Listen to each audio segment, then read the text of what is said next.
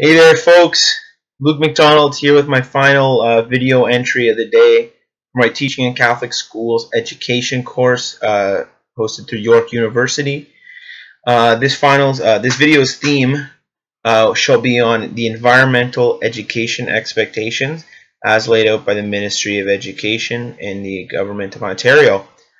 Sadly, despite my best efforts, I cannot find a working link to this page. I've tried multiple sources. And because of the time constraints of this course, I want to get it done sooner rather than later. So what I'll do is I'll kind of build upon my last post, which touched upon the principal mandate of stewardship in the Catholic building, or the 10 building blocks of Catholic faith. So while I don't have the ministry's mandate in front of me, I just think it's kind of self-evident that environmental education should be at the heart of our teaching. I think that the environment, specifically issues from climate change and massive environmental changes, are one of the most pressing issues facing the world in 2017. And, even if we go back to as far as Genesis in the Bible, we look at the Garden of Eden, we look at the creation of earth and mankind. God created the environment. He created the seas, the sky, the earth, the ground, the dirt, and the animal kingdom, the insect kingdom. He created those all prior to the creation of man. And when he created man, he gave him infinite, reign over this world and this creation, with the condition that he act as a steward of it. So when I say maybe infinite reign is a very bad term to use, let me rephrase that. He gave us freedom to live in the world as we may, under the condition that we act as steward, to live alongside nature rather than control, coerce, or exploit it.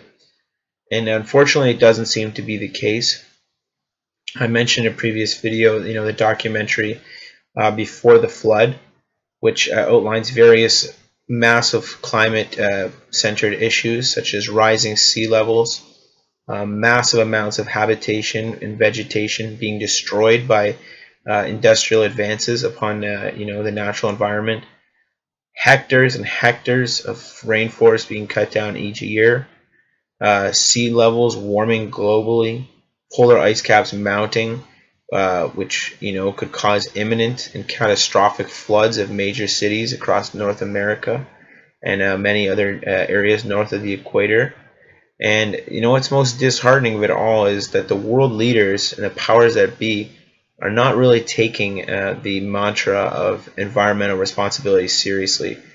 Connecting that to that principle of environmental stewardship, Catholics have an obligation to look after this world and the creation that God bestowed upon us. And to ignore that responsibility, I feel personally, is to kind of spit in the face of the benevolent Creator who did provide us this sustenance. He provided us the wheat, the meat, the water, the vegetables, the fresh produce that we need to sustain our life. And rather than care for it in a sense of or care for it and protect it sustainably, we want to exploit it for maximum gain and profit. And it's very disheartening to see documentaries like Before the Flood, which kind of detail this very lackadaisy, nonchalant, let's pass the problem off to the next generation type attitude that is displayed by many world leaders. It's so sad to think that as much progress as we've made in North America, that the United States and Canada are one of the two world leaders in producing of waste, which is shocking considering our population. Or a massive country like India, which is a population rising into the billions, produces much less waste than a country such as the United States, which is essentially a third of the population. It's completely shocking. It's disheartening, and I think it reflects an attitude of exploitation rather than sustainability and care. So connecting this to education and classroom teaching, I think that this shouldn't be, how can I say this? I don't think environmental education should be viewed as a fad or a week-long endeavor where we're maybe, we come together to raise awareness of environmental sustainability, or we may tokenize the issue by turning our lights off for one period of the day during Earth Day or Earth Hour.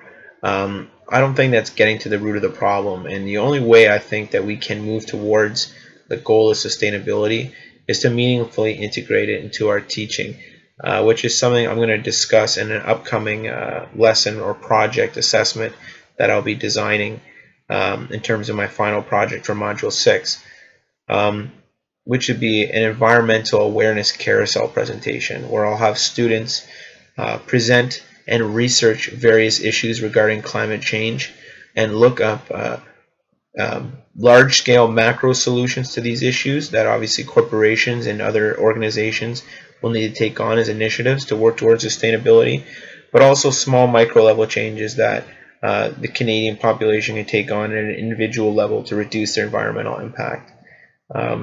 It's something that I try and bring at the center of my teaching. One such example was when I was teaching the Romantic movement in literature to my students during a novel study of Mary Shelley's Frankenstein. I talked about the encroachment of industry as far back as 18th century England, and that these Romantic activists and writers were really trying to push back against the encroachment of industry. Showing them poems, letters, and essays which Percy Shelley, Mary Shelley, William Blake, and so on critiqued the advancements of industry and cautioned us almost ominously as a warning of what's to come if this industry, this industrial monster, if you will, is left unchecked. And I'm not naive to the benefits of industry. I'm currently working as a production supervisor in an industrial automotive assembly plant. It's provided me an excellent job. It has provided many with excellent jobs and the opportunity for affordable cars and automobiles. But at the same time, I think we need to be ever vigilant in doing more and more to reduce our environmental impact on that macro and micro scale, and urging our students to do the same. And like a lot of my videos that I've been endorsing, it all starts with the teacher, right? We have to serve as that role model.